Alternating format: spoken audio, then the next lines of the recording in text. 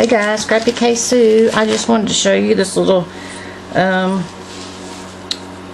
stocking I made for my dogs. They don't really play with toys and stuff. One of them does, but it's just like one particular toy she likes. So I made one for both of them together to put like Bones and maybe one toy for her, but I thought I'd show it to you. It was just a plain green, so I put this little trim up here and put some jingle bells on it there. And these are thickers.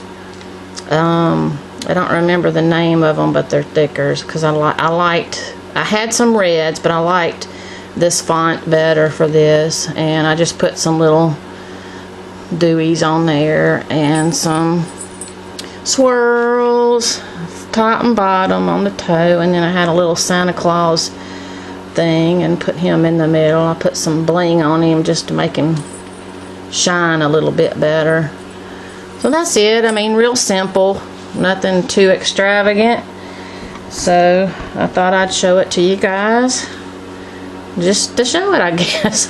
It's one of those last minute things too, I guess. Alright, thanks. Talk to you guys later. Bye.